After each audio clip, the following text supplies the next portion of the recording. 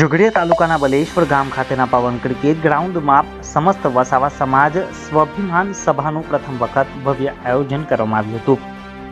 ઝઘડિયા તાલુકાના બલેશ્વર ગામ સ્થિત પવન ક્રિકેટ ગ્રાઉન્ડ ખાતે સમસ્ત વસાવા સમાજ સ્વાભિમાન સભાનું પ્રથમ વખત સમસ્ત વસાવા સમાજના કાર્યકારી પ્રમુખ અને આયોજક ચંદ્રકાંત વસાવાના માર્ગદર્શન હેઠળ ઈશ્વરભાઈ વસાવાના અધ્યક્ષસ્થાને પ્રથમવાર આયોજન કરવામાં આવ્યું હતું।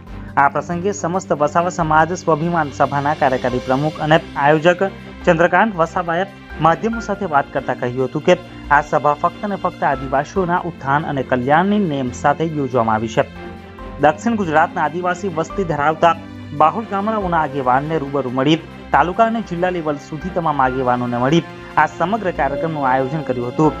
આ સભા પાછળનો હેતુ વસાવા સમાજ શિક્ષિત થાય, શિક્ષણ થકી પોતાનો અને સમાજનો વિકાસ કરી દેશના વિકાસમાં પોતાનું યોગદાન આપે અને એકજૂથ થઈ સમાજમાં જોવા મળતા કુરિવાજોને જાકારો આપી સમાજને સારી દિશામાં આગળ વધારવામાં સૌએ આગળ આવવાની જરૂરિયાત છે। વધુમાં સદીઓથી ચાલી આવતી આદિવાસી લોકો તરફની માનસિકતાને બદલવાની એક નાનકડી શરૂઆત રૂપે શિક્ષણની જ્યોત જગાવી છે। તેને પ્રજ્વલિત કરી વધુ આવનારા દિવસોમાં ઉચ્ચ શિક્ષણ, તેને લગતા સેમિનારો, શિક્ષણ સહાય અને આરોગ્ય જેવા વિષયો સાથે સમાજ માટે આ સંગઠન કામ કરતું રહેશે।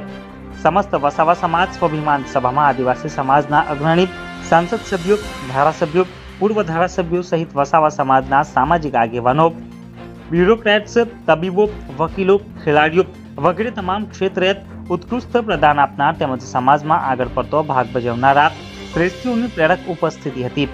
આ પ્રસંગે તેમનું બહુમાન પણ કરાયું હતું।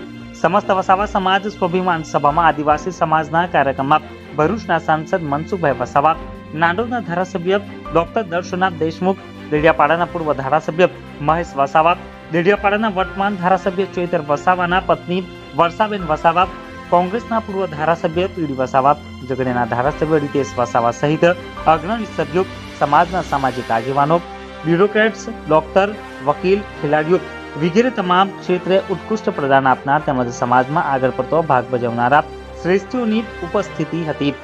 આ કાર્યક્રમમાં આદિવાસી સમાજના યુવાનો કે જેમણે બ્યુરોક્રેટ્સ, ડોક્ટર, વકીલ, ખેલાડીઓ તરીકે ઉત્કૃષ્ટ કામગીરી કરી સમાજનું ગૌરવ અપાવનાર યુવાનોને સમાજના અગ્રણીઓને સન્માનિત કરવામાં આવ્યા હતા।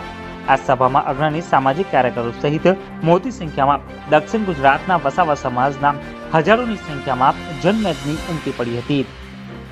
બધાને ખબર છે કે મારા બોલી રહ્યા પછી ખરેખર તો કોઈનું ભાષણ હોઈ જ ના શકે, છતાં પણ કેટલાક લોકોએ માઇક ખૂંચીને બોલવાના પ્રયત્નો કર્યા અને મંચ પર બેઠેલા જે અધિકારીઓ હતા, કર્મચારીઓ હતા, જે વસાવા સમાજનું ક્રીમ કહેવાય એવા લોકોનો અને કેટલાક રાજનીતિક ક્ષેત્રે કામ કરનાર અલગ અલગ પાર્ટીના બધા જ પાર્ટીના લોકો હતા, કોંગ્રેસના હતા, ભાજપના હતા, બીટીપીના હતા, બીજા બધા જ પાર્ટીના હતા, આપના નેતાઓ પણ હતા, એ બધા એક શાંતિથી બેઠા હતા।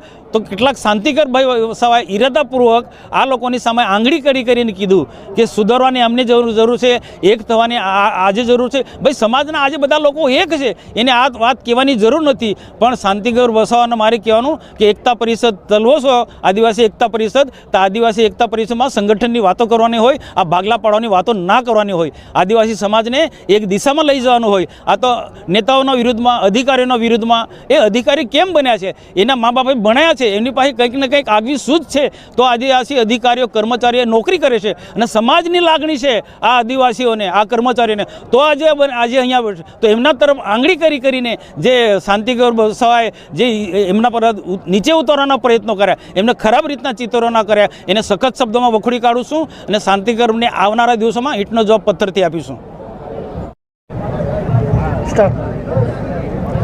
હવે આજે જે સમસ્ત વસાવા તરફથી જે આજે પ્રોગ્રામ હતો એમાં ધારાસભ્ય ચૈતરભાઈએ હાજરી આપી શકે તેમ નથી, એટલે હું વર્ષાબેન વસાવા ધારાસભ્યની ધર્મપત્ની મેં અહીંયા આવીને હાજરી આપી અને જે અહીંયા પ્રોગ્રામ યોજાયો હતો તે આમ સારી રીતે યોજાયો, પણ પબ્લિક ઓછી છે। જો આજે લોકલાડીલા ધારાસભ્ય અહીંયા હાજરીમાં હોત તો આના કરતાં ડબલ ઘણી પબ્લિક અહીંયા હાજર હોત। એટલે હવે વસાવા સમાજ વતી હતું એટલે સાહેબની ગેરહાજરીમાં સાહેબ નથી આવ્યા તો કોઈ નથી આવ્યું એવું ના થવું જોઈએ, એટલા માટે હું પોતે અહીંયા હાજરી આપવા માટે આવી છું। સમાજને તમે શું સંદેશ આપવા માંગો છો? સમાજને હું એ સંદેશ આપવા માગું છું કે વસાવા સમાજનો પ્રોગ્રામ છે, આપણે બધા વસાવા જ છે, તો વસાવા લોકોને સાથ આપવાની જરૂર આપણી બધાની જ છે।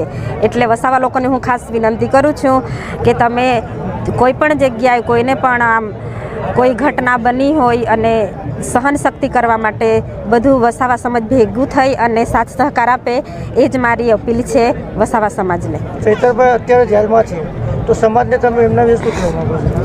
હવે ચૈતરભાઈ હાલ જેલમાં છે અને જે અમારી કાર્યવાહી કરવાની છે તે હાલ ચાલુ છે, એટલે જ્યાં સુધી ચૈતરભાઈને ન્યાય ના મળે ત્યાં સુધી લોકો અમારી સાથે આવે, અમને સાથ સહકાર આપે અને અમને ન્યાય મળે ત્યાં સુધી અમને સાથ સહકાર આપતા રહેજો. કેમ કે ધારાસભ્ય સાહેબ બધા જ આદિવાસી લોકો માટે લડાઈ લડે છે, એટલા માટે મને પણ વિશ્વાસ છે કે મારા વસાવા લોકો મને સાથ સહકાર આપશે.